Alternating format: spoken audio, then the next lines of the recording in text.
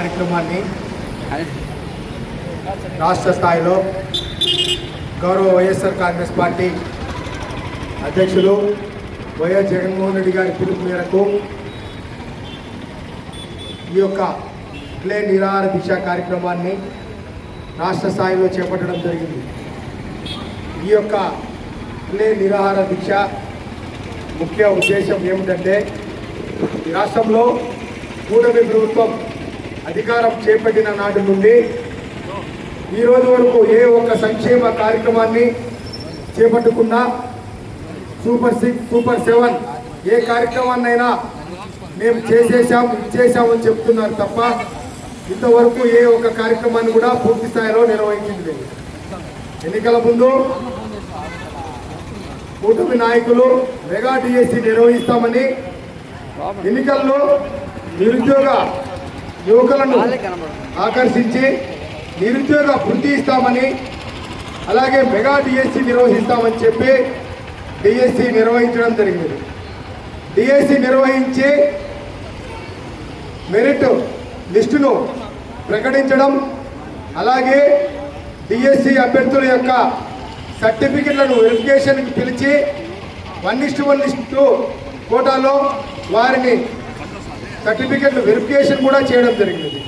దాని తర్వాత గౌరవ విద్యాశాఖ మంత్రివర్యులు లోకేష్ గారు తన మంది మార్పులానికి, తన పార్టీ నాయకులకు, తన వెంట నడిచిన నాయకులకు ఉద్యోగాలు ఇవ్వాలనే ఉద్దేశంతో స్పోర్ట్స్ కోటాను ఒకటి బయటికి తీసి ఎక్కడైనా డిఎస్సి రాసిన వారికి ఉద్యోగం ఇస్తారు, కానీ డిఎస్సి రాయకపోయినా కూడా తర్వాత వచ్చే డిఎస్సిలో రాసుకోమని చెప్పి ఉద్యోగాలు ఇచ్చిన ఘనత గౌరవ లోకేష్ గారికే చెందుతుంది.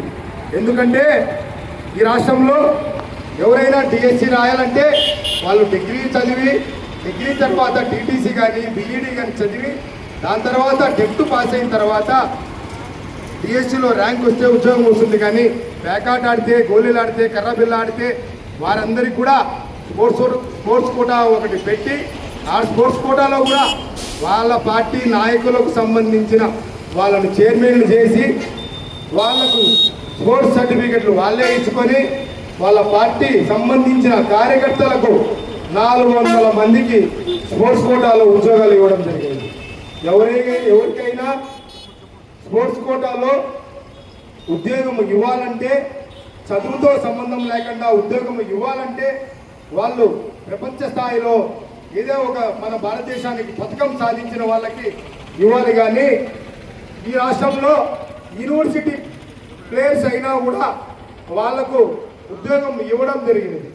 ఏషియాడ్లో సిల్వర్ మెడల్ సాధించిన వ్యక్తికి ఇవ్వకుండా అదే కోటాలో, అదే రిజర్వేషన్లో యూనివర్సిటీ ప్లేయర్కి ఉద్యోగం ఇచ్చారంటే మీ యొక్క గొప్పతనం, మీ ఘనత ఏ పార్టీదో ఈ రాష్ట్రంలోని నిరుద్యోగ యువతకు తెలుసు. మళ్ళీ మీరు ప్రతినిత్యం మీ యొక్క నామ భజన చేస్తూ ఈ రాష్ట్రంలోని మంత్రులు పరిపాలనను గాలికి వదిలి కేవలం మీ యొక్క కోటరీగా మీ చుట్టూ తిరిగి ఈ రాష్ట్రంలో ఈరోజు విద్యార్థులకు న్యాయం చేయాలని రాష్ట్ర స్థాయిలో ఇదే నిరాహార దీక్ష చేస్తూ ఉంటే మీరు ఈరోజు ఈ నిరాహార దీక్ష శిబిరంని ఎత్తేపించడం, శిబిరాల మీదకి దౌర్జన్యం చేయడం, నాయకులను శిబిరాల్లో లేపడం, పోలీస్ కేసులు పెట్టడం, నోటీసులు ఇప్పించడం అంటే మనం ఏమన్నా పీఓకేలో ఉన్నామా? ఈ రాష్ట్రంలో అధికార పక్షాన్ని ప్రశ్నించే హక్కు ప్రతిపక్ష నాయకులకు ఉంది.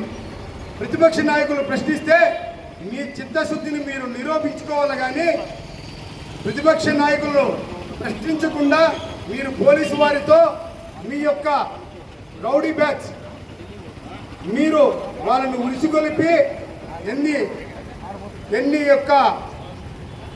ఈ యొక్క ఉద్యమ కేంద్రాల మీద దాడి చేసిన వాళ్ళకి మీరు మంత్రి పదవులు ఇస్తారనే ఆశతో వాళ్ళందరూ కూడా ఈరోజు విజయవాడ నడి బొట్టులో ఈరోజు పోలీసు వారు పర్మిషన్ ఇచ్చిన రిలే నిరాహార శిక్షా శిబిరం నందు వాళ్ళ మీదికి దౌర్జన్యం పోతున్నారంటే ఈ రాష్ట్రంలో పరిపాలన ఏ విధంగా ఉందో అర్థం చేసుకోవచ్చు. మీరు మళ్ళా చెప్తున్నారు నేను ఎవరితో అయినా సవాల్ మీరందరూ కూడా నాతో చర్చకి రండి అని మీరు మైకులలో చిటికలేసి సవాల్ చేస్తున్నారు లోకేష్ గారు. అసలు మీరు మీ స్థాయి ఈరోజు కేవలం ఒక ఎమ్మెల్యేగా గెలిచి ఉద్యోగం పొంది మంత్రి అయ్యారు తప్ప ఈరోజు మీరు ఒక పార్టీ సొంతంగా స్థాపించి ఒక 5 సంవత్సరాలు ప్రతిపక్ష నేతగా 5 సంవత్సరాలు ముఖ్యమంత్రిగా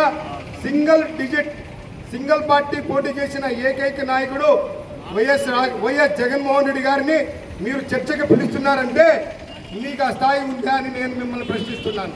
ఎందుకంటే ఈరోజు మీతో చర్చించడానికి మీతో చర్చకి రావడానికి మాలాంటి స్థాయి ఉన్న నాయకులు కూడా అవసరం లేదు. డిఎస్సిలో రాసి డిఎస్సిలో వారికి జరిగిన అన్యాయాన్ని నిరూపించడానికి డిఎస్సి అభ్యర్థులే మీతో చర్చకు వస్తామని సవాల్ విసురుతున్నారు. మీ చిత్తశుద్ధి ఏ పార్టీదో ఈ పార్టీకే మీకు అర్థమై ఉండాలా.